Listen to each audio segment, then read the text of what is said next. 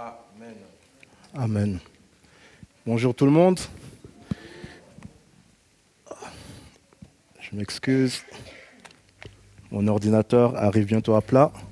Est-ce que tout le monde m'entend bien? Alors, gloire à Dieu.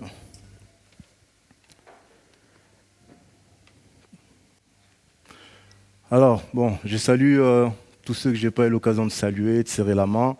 Et Papa Dan, ça fait vraiment plaisir de te voir parmi nous. Je suis vraiment, vraiment heureux.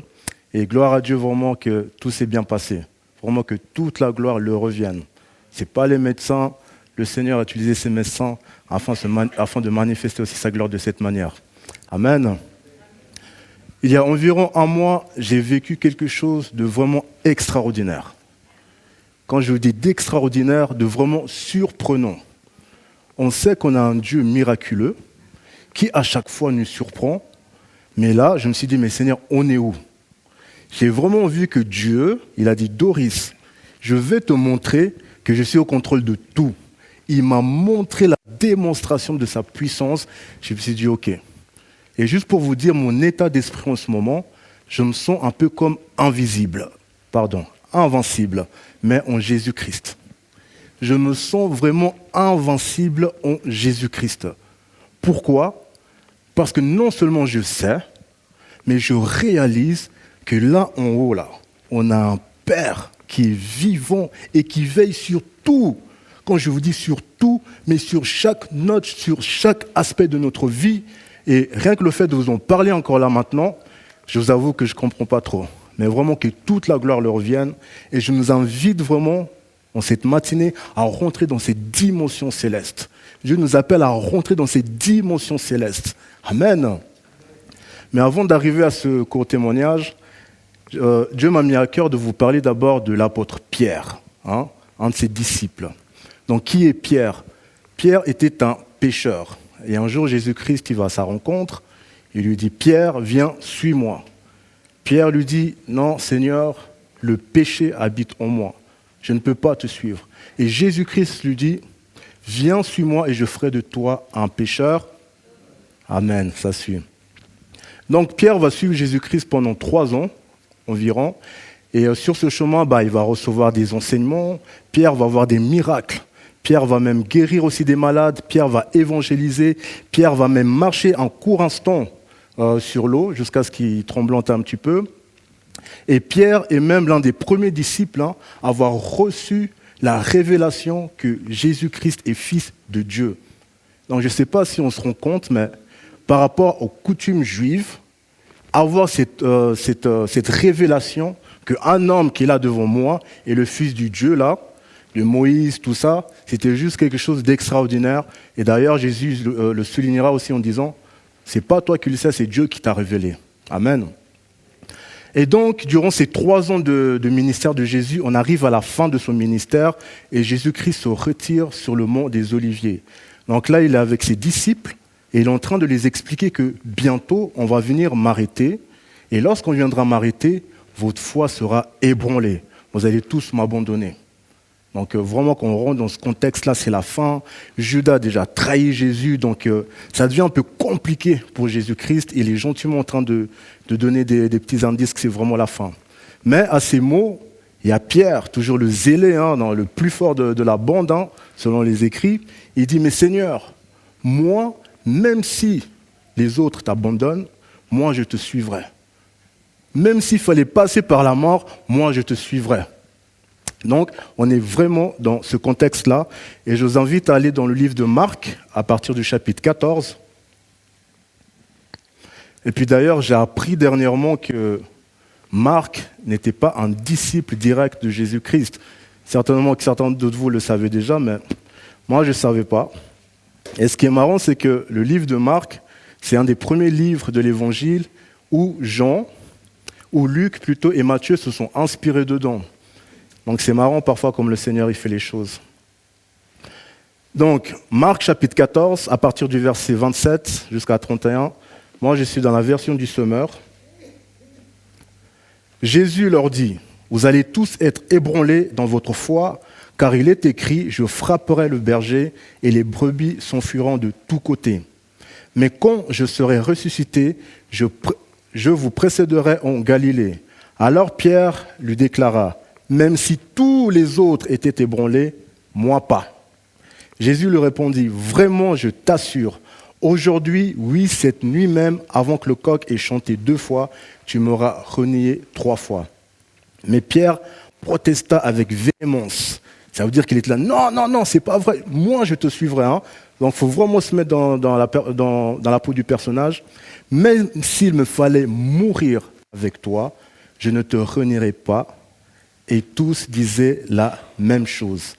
Donc là, on est vraiment dans le contexte, c'est vraiment la fin, en fait. Et là, la réaction de Pierre, elle est un tantinet orgueilleuse. Parce que mettez-vous vraiment dans la scène, il y a Jésus qui est là, il y a les 12 disciples qui sont là, qui croient aussi en lui, qui ont vu tout ce qui s'est passé. Il dit, ouais, mais vous allez tous m'abandonner. Puis il y en a un qui dit, ouais, mais eux, c'est possible qu'ils t'abandonnent, mais moi, je ne le ferai pas. Il y a quand même une forme d'orgueil là qui s'élève en Pierre. Et qu'est-ce que ça va susciter? Ça va susciter que les autres aussi se lèvent et disent, ah, mais moi aussi, j'irai avec toi jusqu'à la mort. Amen. Et si on relit encore bien ce passage, donc Jésus le reprend quand même. Hein, il dit, vraiment, je t'assure, Pierre, aujourd'hui, oui, cette nuit même, avant que le coq ait chanté, tu m'auras renié 3 fois. Mais Pierre protesta véhément, même s'il me fallait mourir avec toi, je ne te renierai pas. Et tous disaient la même chose. Donc là, le discours est fini. Et qu'est-ce qui se passe? C'est que quelques heures plus tard, hein, donc c'est seulement quelques heures, il ne s'est pas passé des mois, des semaines ou des années.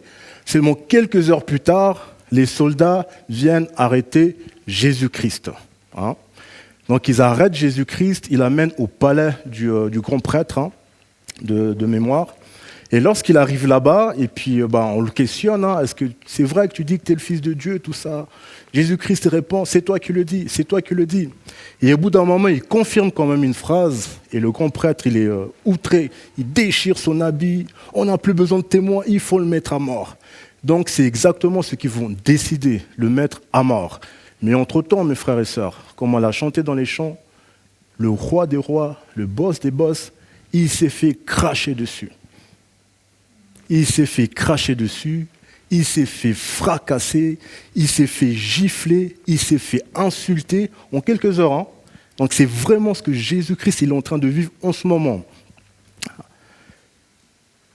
Et par contre, lorsque Jésus-Christ a été arrêté par les soldats, il y en a quand même un qui les a suivis discrètement.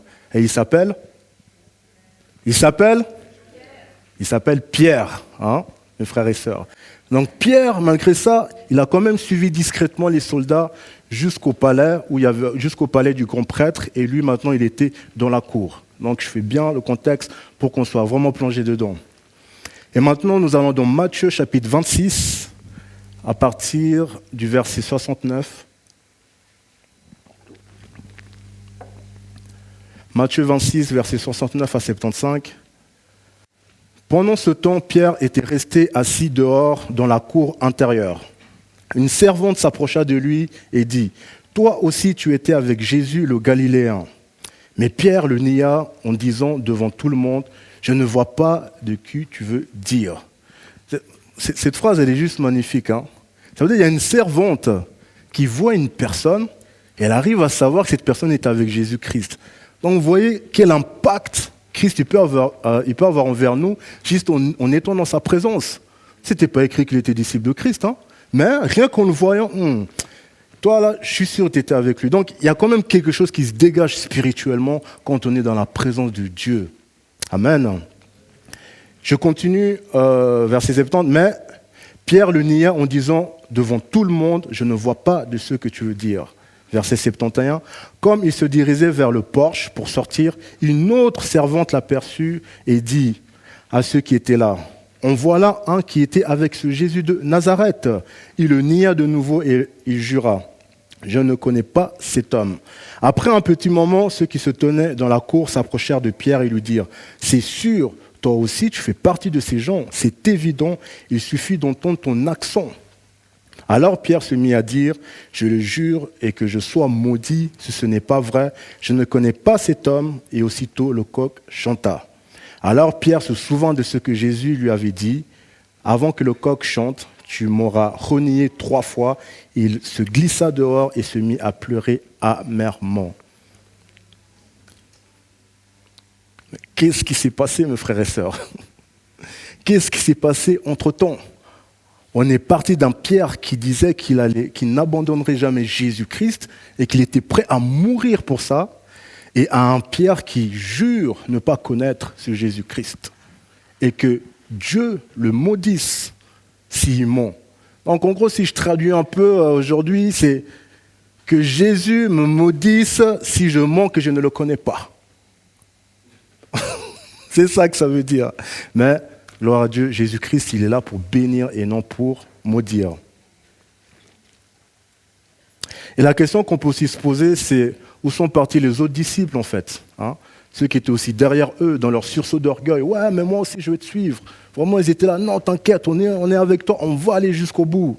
Et bien, on peut le voir dans Matthieu 56b. Hein.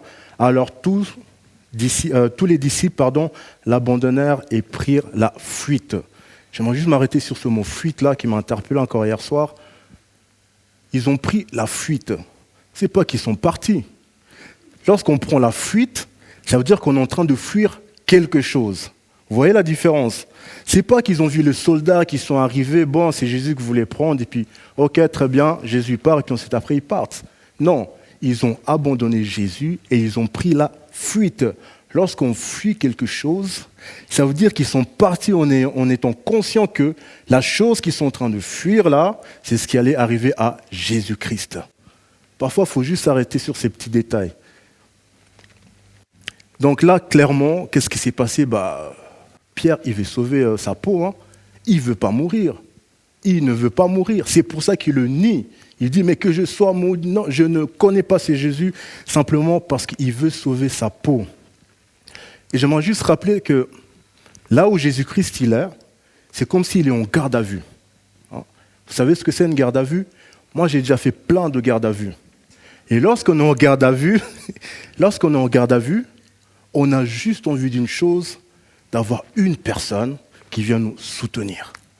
Parce qu'on sait que là où on est, là, il y a une décision, une sentence qui va tomber. Généralement, quand vous restez plus de 2 ou 3 heures de temps, ça devient très compliqué. Et psychologiquement, mes frères et sœurs, je ne le souhaite à personne. D'ailleurs, c'est pour ça que même aujourd'hui, lorsque un policier vous arrête et vous amène en garde à vue, avant même que vous ayez ouvert votre bouche, on vous demande « Monsieur, madame, est-ce que vous avez un avocat ?» Oui, non. Si vous n'avez pas d'avocat, on va vous en fournir un commis d'office. Parce qu'ils savent là, en garde à vue, c'est terrible, mes frères et sœurs. Donc, imaginez ce que Jésus-Christ est en train de vivre. Hein. Donc, il est en train de repenser aux paroles que ses disciples lui ont dit quelques heures avant. « Ouais, maître, on est là avec toi. T'inquiète pas, on sera avec toi jusqu'au bout. » Et là, il est en garde à vue et il repense à toutes ces paroles. Ça cogite dans sa tête, ça cogite. Et j'aimerais juste qu'on relise encore ces petites phrases au verset 74, où Pierre dit « Je le jure, et que je sois maudit, ce n'est pas vrai, je ne connais pas cet homme. » Et aussitôt un coq chanta. Ce genre de trahison, mes frères et sœurs, pour pardonner, c'est très très compliqué. C'est très très compliqué. Papa Mbala, imagine-toi là, toi tu vas vivre quelque chose de terrible. Nous tous on est là, t'inquiète, l'église est avec toi. On va prier, intercéder, on sera là. Jusqu'à là, on sera là avec toi. Et au moment où ça arrive, hey, Totamboli, on part. Parce qu'on va finalement, c'est compliqué, c'est dur. Hein? Lorsque je dis qu'on part, y compris ta femme, ton fils, tes petits, on n'est plus là. Toi, tout seul, tu restes. Il va se passer quoi dans ta tête? Il y aura des envies de « Ah, ils m'ont trahi, ils m'ont laissé. Hein » Et certains pourront me dire « Mais en fait, mais là, c'est Jésus. C'est quand même Dieu, donc c'est bon, c'est normal, c'est Dieu. » Je tiens juste à rappeler une chose, c'est que Jésus est 100% Dieu et 100% homme. Ça veut dire que toutes ces trahisons, il les a vécues. Hein. Toutes ces douleurs, il les a vécues, mes frères et sœurs. Il ne faut pas croire parce que c'est le Fils de Dieu. Non, non, non, il les a vécues. D'ailleurs, quand il dit que tout est accompli, c'est aussi pour nos trahisons. Hein. Il y a des gens qui pardonnent pas, il m'a trahi, je veux le faire du mal. Ça aussi, c'est à la croix. Donc, il a vraiment vécu ces choses. Et après, j'ai envie de dire, mes frères et sœurs, on ne va quand même pas blâmer Pierre. Hein. Parce que moi, en tout cas, je ne vais pas le blâmer. Parce qu'en vérité, quand tout se passe bien, c'est facile de servir Dieu. Hein. Quand à la fin du mois, le salaire il est là, tout le monde est en bonne santé, on va partir en vacances, l'église, il fait beau, tout est magnifique. Là, lever les mains, c'est facile. Hein. Mais quand ça devient compliqué, là, c'est compliqué. Et combien de fois on a entendu que la parole de Dieu nous enseigne à ne pas mentir? Et pourtant, il y a des chrétiens qui mentent. Hein. Ah, je vous dis, hein, il y a des chrétiens, ils mentent, mais sévères. Encore plus sévères que ceux qui sont dans le monde. Parce qu'ils le font en sachant qu'ils ne doivent pas le faire. Il y a des chrétiens qui mentent, mes frères et sœurs. Et combien de fois on a entendu dans la parole dire « Vivez en paix avec les uns les autres ». Il y a des chrétiens, ils ne vivent pas en paix avec les uns les autres. Hein. Ah ouais, lui là, moi c'est moi, mon Dieu, mes enfants, ma famille, mon église, eux là-bas, non, on ne se comprend pas, qu'ils restent là-bas. Ça, c'est ne pas vivre en paix, mes frères et sœurs. Et combien de fois la Bible nous demande aussi à pardonner. Et il y a des chrétiens qui ne pardonnent pas, mes frères et sœurs. On ne peut pas blâmer Pierre. Hein. Il y a des chrétiens qui ne pardonnent pas. D'ailleurs, moi-même, je connais un chrétien donc, qui se dit prophète, tout ça. Je l'ai invité une fois, je lui ai fait un témoignage. Il me fait « Doris, moi, il y a des choses que je pardonne, mais d'autres, je ne pardonne pas. » J'étais choqué. J'ai dit « Oh, mais comment ça ?» Il dit « Ouais, mais... Dieu, il a dit, ce que tu délies sur la terre, c'est délié au ciel, et ainsi de suite. » J'ai dit, mais mon frère, mais tu sais que l'évangile, même, tient sur le pardon. Tout commence par le pardon. Si Christ ne nous pardonne pas pour ce qu'il a fait pour nous, ben on est fini, en fait. Donc, tout commence par là, en fait, par le pardon. Mes frères et sœurs, jusqu'au jour d'aujourd'hui, hein, plus de contact avec ce gars. Ah, elle est partie, ouais, mais Doris, il est trop radical. Je dis, mais je ne suis pas radical. On nous appelle à pardonner. On nous appelle à pardonner. Hein? Juste annoncer la parole, la vérité, et ça gêne les gens. Mais moi aussi, je ne le blâme pas. Ça se passe entre lui et Dieu. Et du coup, là, on arrive dans un nouveau contexte de Pierre. Hein? Heureusement pour Pierre, Jésus avait prié pour lui. Donc, il y a eu une forme de restauration avec Pierre. Je n'ai pas mis le verset là, mais lorsque Jésus est mort et puis qu'il a ressuscité, il fut un temps où il va parler avec Pierre et lui dire 3 fois « Pierre, m'aimes-tu ? Pierre, m'aimes-tu ? Pierre, m'aimes-tu » Jésus-Christ est en train de restaurer les 3 fois où Pierre l'a renié. Amen, mes frères. Pourquoi cette restauration elle est obligatoire? Parce que Pierre croyait en Jésus et connaissait ses enseignements, mais malgré cela, il a trahi. Donc, qu'on comprenne bien que chacune de nos actions a toujours une conséquence. Hein. De toute façon, tu fais quelque chose de pas bien, c'est obligé de passer par le pardon. C'est obligé qu'il y ait une restauration. Pierre a dit qu'il n'abandonnerait jamais Jésus-Christ, mais il a quand même fait. Pourquoi est-ce que Pierre a quand même abandonné Jésus-Christ, malgré qu'il a dit qu'il ne le ferait pas?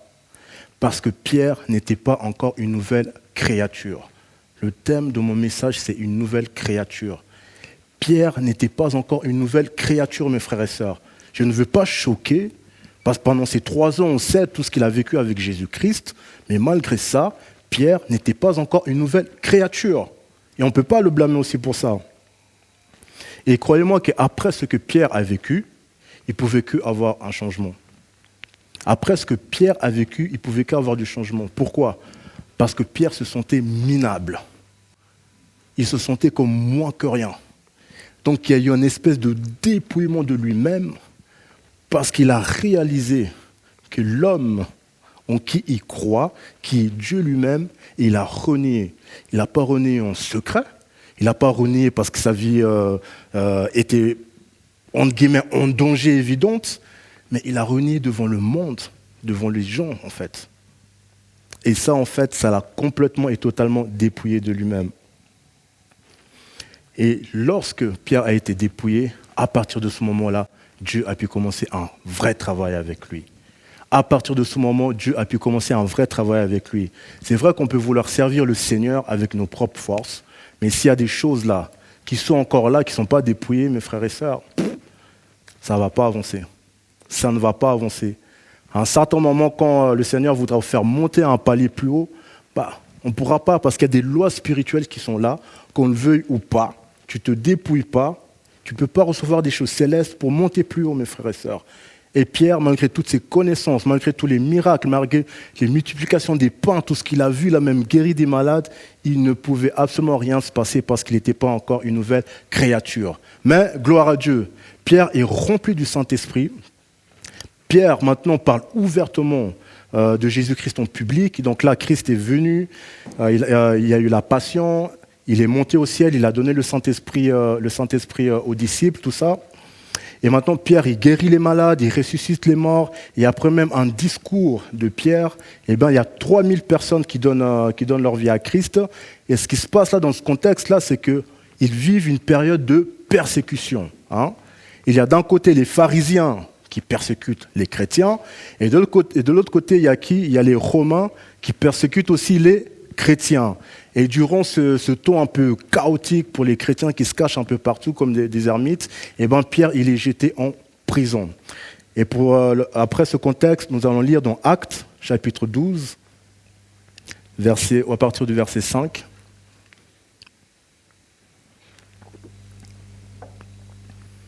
Donc là, nous avons un Pierre, nouvelle créature en Christ. Pierre était donc sous bonne garde dans la prison, mais l'Église priait ardemment Dieu en sa faveur. Or, la nuit qui précédait le jour où Hérode allait le faire comparaître, Pierre, attaché par 2 chaînes, dormait entre 2 soldats. Et devant la porte de la prison, des sentinelles montaient la garde. Tout à coup, un ange du Seigneur apparut et la cellule fut inondée de lumière. L'ange toucha Pierre du côté pour le réveiller. « Lève-toi vite », lui dit-il. Au même instant, les chaînes lui tombèrent des poignets. Tout à l'heure, lorsqu'on était en train de prier dans la petite cellule, le frère Celso, il priait en disant voir des choses surnaturelles. Ce qu'on est en train de lire là, mes frères et sœurs, ce sont des choses surnaturelles. Amen. Allons, poursuivit l'ange, mets ta ceinture et attache tes sandales. Pierre obéit. Maintenant, ajouta l'ange, mets ton manteau et suis-moi. Pierre le suivit et sortit sans se rendre compte que tout ce que l'ange faisait était réel. Il croyait avoir une vision. Ils passèrent ainsi devant le premier poste de garde, puis devant le second et arrivèrent devant la porte de fer qui donnait sur la ville. Celle-ci s'ouvrit toute seule. Ils sortirent et s'avancèrent dans une rue, et soudain l'ange le quitta. Alors seulement Pierre reprit ses esprits et dit « Ah, maintenant je le vois bien, c'est vrai, le Seigneur a envoyé son ange et m'a délivré des mains d'Hérode et de tout le mal que voulait me faire le peuple juif. Amen. » Mes frères et sœurs, Pierre se retrouve dans la même situation que Jésus, en fait, là, finalement. Rappelez-vous, Jésus en garde à vue, il attend sa sentence. Et là, c'est Pierre qui est en prison, et il attend aussi sa sentence. Il sait que son heure, il va arriver, parce que quelques jours avant, il y a eu l'apôtre Jacques qui a été tué, et puis le roi Hérode, de mémoire, a vu que cela plaisait au peuple, et c'est pour ces raisons qu'il a fait arrêter Pierre, et sa sentence aussi, c'était quoi ? C'était la mort. Donc voilà, pour le contexte. Mais sauf que Jésus a déjà payé. Et là, on a un Pierre qui est une nouvelle créature. Et lorsqu'on est une nouvelle créature, mes frères et sœurs, on est au service de Dieu. Lorsqu'on est une nouvelle créature, mes frères et sœurs, on est au service de Dieu. Et être au service de Dieu, ça veut dire qu'on a une mission à accomplir. Vous tous qui êtes là, qui êtes des nouvelles créatures, vous êtes au service de Dieu et Dieu vous a mandaté d'une mission. Et cette mission devra s'accomplir. Et de ce fait, aucune autorité sur cette terre ne peut nous détourner de cette mission, car l'autorité de Dieu est au-dessus de toute autre autorité, mes frères et sœurs. Je répète cette phrase parce que c'est vraiment le cœur du message. Et de ce fait, aucune autorité sur cette terre ne peut nous détourner de cette mission, car l'autorité de Dieu est au-dessus de toute autre autorité. Si Dieu a fait sortir Pierre de prison, c'est pas pour qu'il aille faire un barbecue ou qu'il aille à l'anniversaire d'un de ses cousins. Dieu l'a fait sortir de prison parce qu'il avait une mission à accomplir. Encore hier, il y a ma femme, elle me dit, mais oui, mais puis Jacques, il est quand même mort finalement. Je dis oui, mais Jacques, lui, il avait sa mission. Jacques, il avait sa mission et certainement qu'il avait déjà fini sa mission. Et là, on parle de Pierre. En conclusion, on voit qu'il y a deux Pierres, un Pierre ancien et un Pierre nouvelle créature. Et certaines personnes pourraient me dire, ouais, mais Doris, les chaînes qui tombent, les anges qui vous déportent, ça c'était à l'époque, là, aujourd'hui en 2025, c'est un peu différent. Non, mes frères et sœurs. Le Dieu d'hier et le Dieu d'aujourd'hui, le Dieu de demain, c'est exactement le même Dieu. Et pour ça, je vais passer au témoignage que je vous ai parlé au début. Rien que le fait d'en parler, je dis, Seigneur, mais tu nous fais passer vraiment de folie en folie, quoi. Alors, c'était en avril 2024, je sors de prison. Pour ceux qui savent, hein, j'ai dû partir en prison pour une mission. Oui, c'était une mission où il y a eu 4 conversions quand même là-bas, parce que Dieu il savait déjà qui avait à sauver là-bas. Bref, je sors de prison, et on est au mois d'avril, le premier dimanche, j'arrive ici à l'église de Beauvresse, et il y a maman Rebecca, la femme du pasteur. Elle vient vers moi un peu toute paniquée, elle me fait « Doris, il faut que je te parle ». Je lui dis « Ok, je t'écoute, qu'est-ce qu'il y a ma sœur ?» Écoute, j'ai fait un rêve horrible, c'était un songe horrible, horrible. Je lui dis « Mais disons plus, je t'ai vu, tu étais au tribunal, devant une femme vêtue de noir, elle te voulait du mal, c'était terrible. » Je me suis réveillé en sursaut, j'ai réveillé pasteur Dieudonné et on a prié et intercédé pour toi et j'ai reçu de Dieu qu'il est au contrôle. Et moi j'étais là, bon, Seigneur, je viens de sortir, ça fait même pas 2 semaines, c'est quoi ces histoires encore de prison? Puis je me suis rappelé que lorsque j'étais en prison là, j'avais reçu une lettre pour une comparution. Je devais être entendu en tant que prévenu, mais je n'ai pas pris ça au sérieux. Donc j'ai mis ça de côté, j'ai quand même dit à maman Rebecca, oui, j'ai reçu une lettre, mais je ne pense pas que c'est ça.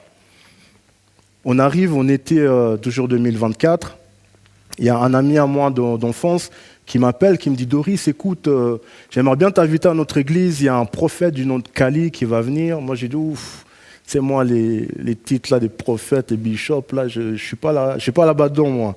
Mais je viens quand même pour te voir et puis pour passer un peu de temps avec toi. » J'étais avec mon frère Gazo qui m'avait accompagné. Donc j'arrive, j'écoute la prédication, tout bien, je dis « Ok, c'est un homme de Dieu, c'est parfait. » Et un peu plus tard, ce prophète voulait me parler, donc je descends en B, et puis on commence à discuter. Et lorsqu'on discute, il a une vision en live. Donc on parle comme ça, il me fait « Oula, écoute, je te vois, tu es au tribunal, il y a une femme très très très méchante, elle te veut du mal, elle te veut vraiment vraiment du mal. Et je vois une lettre blanche devant moi, mais le Seigneur ne me permet pas de lire ce qu'il y a dedans. » Là, je me suis dit « Mais qu'est-ce qui se passe ?» Et il était au courant de rien, le prophète. Et je ne lui ai même pas dit qu'effectivement, j'ai déjà reçu quelque chose comme ça. J'ai juste laissé comme ça. J'ai dit, ok, merci, pas de souci. Je rentre et j'ai dit, mais Seigneur, mais qu'est-ce qui se passe? Il y a quoi? Je ne veux pas aller en prison, papa. J'ai dit, papa, je ne veux pas aller en prison. J'ai donné. Ça, c'est des choses du passé. Non, je ne veux pas aller en prison. Et je vous dis, mes frères et sœurs, hein, pour cette affaire, j'ai très peu prié. Je crois que je n'ai même pas été en jeûne.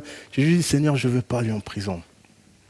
Et on arrive au mois d'octobre, je reçois effectivement une convocation qui me dit, Monsieur Ndaye, vous devez vous rendre au tribunal d'Yverdon le 19 décembre à 9h de mémoire.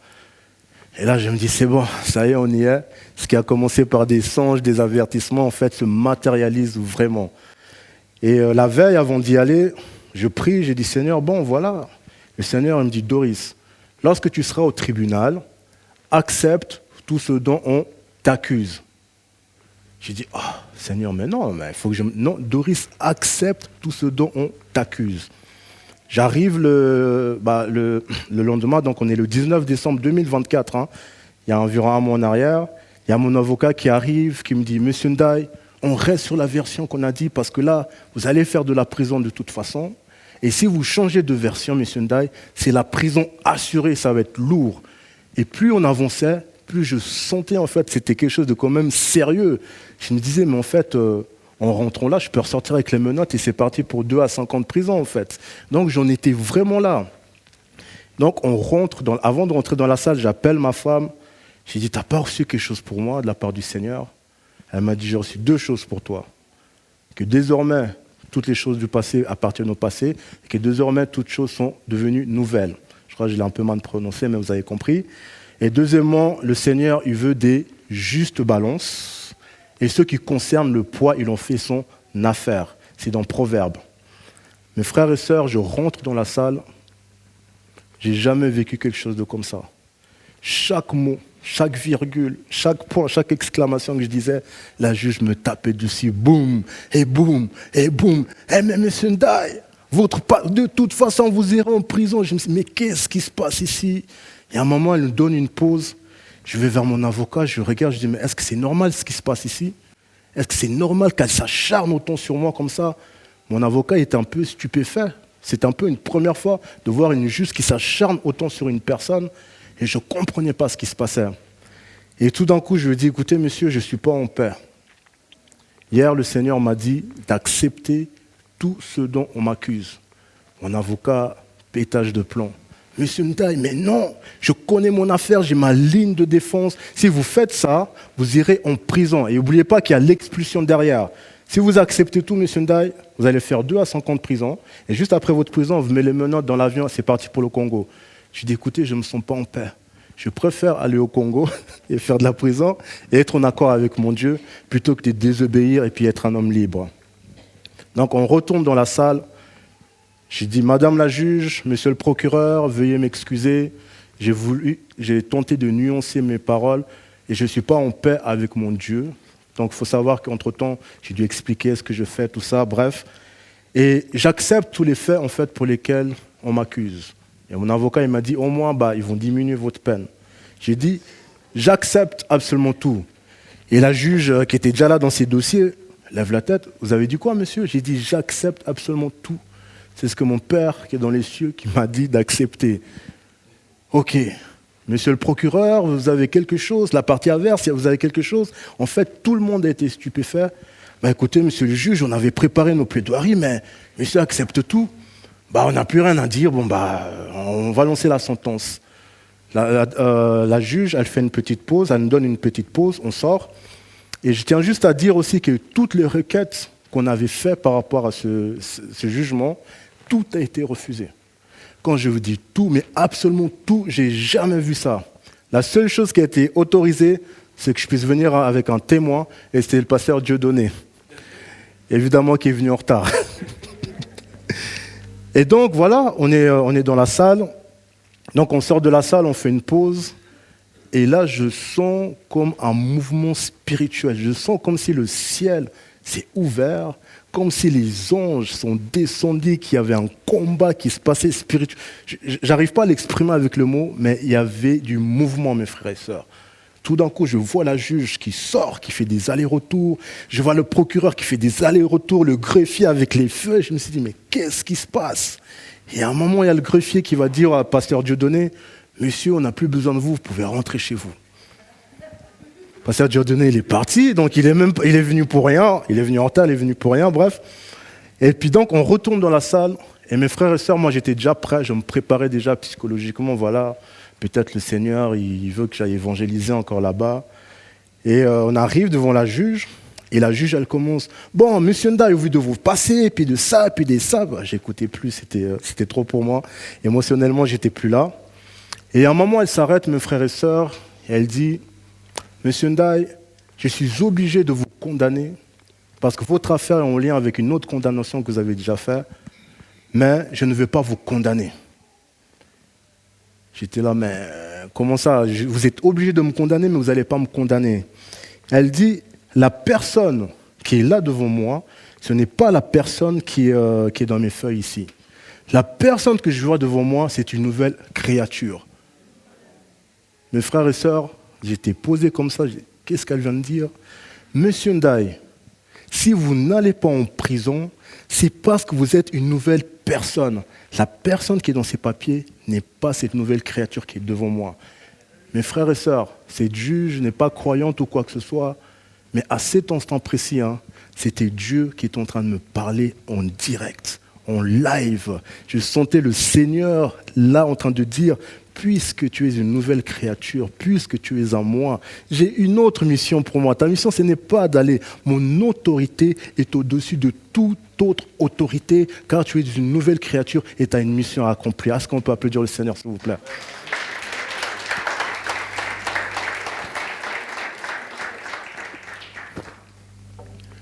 Donc, après toutes ces paroles, j'ai dit, donc je ne vais pas en prison. C'était un peu compliqué. Puis elle me fait, écoutez, monsieur Ndaye, ce que je fais là, je vais tordre la loi, en fait. C'est un peu illégal ce que je vais faire, mais je vais user de mon autorité, je vais dissocier ces deux affaires afin que vous n'alliez pas en prison. Mes frères et sœurs, j'étais bouche bée. C'était un jugement qui était censé durer 2 jours et ça s'est plié en 2 heures de temps. C'était un jeudi et juste après, j'ai pris mes affaires, je suis venu travailler à l'église. Et ce qui s'est passé, c'est que une fois que c'était fait, l'avocat de la partie adverse, à un moment j'étais assis, elle vient vers moi comme ça, elle me regarde, elle me fait « Monsieur Ndaye, vous savez, Saul, quand il était tombé du cheval, quand il s'est relevé, c'était Paul. » Nouvelle créature, mes frères et sœurs. Nouvelle créature. Et là, je vous donne juste les petits détails de tout ce qui s'est passé. C'était juste quelque chose d'incompréhensible. Et j'aimerais juste qu'on puisse applaudir le Seigneur pour ça.